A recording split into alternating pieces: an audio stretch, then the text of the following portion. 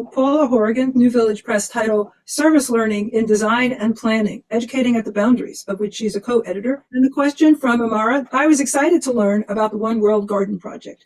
I'm especially interested in how this project has brought joy into your life and the lives of your collaborators, and how that joy supports transformations needed at this particular time. I have to say, though, when I received this question, my first feeling was one of deep grief and kind of sadness, because the One World Garden was never realized or built.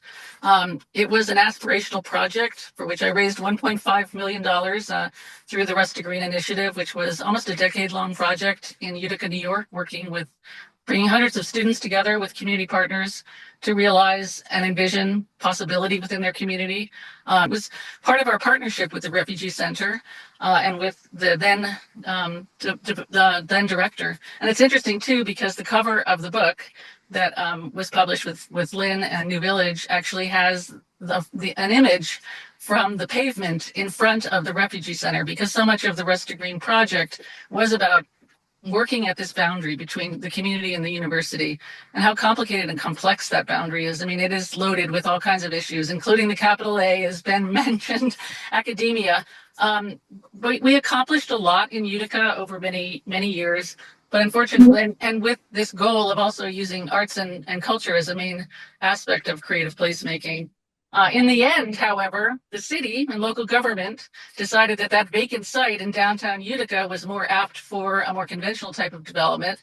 So they decided and applied for a downtown revitalization initiative that wouldn't make a great parking lot and a way to, compel developers into downtown. So there was a shift in sympathy, and they retracted the land. They took the money. It was never used. And so that sense of kind of grief, I think I still harbor it. However, I guess the silver lining is that as a result of so much of our work in Utica, we actually helped as well to advance the Art Place project.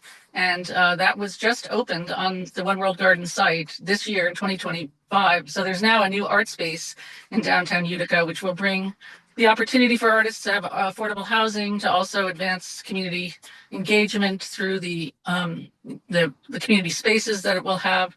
And so the ultimate goal of bringing joy to the community, I do feel that we contributed to that, and educating at the boundaries, as difficult and as challenging as it is, loaded with so many things about whiteness and academia and privilege and so on.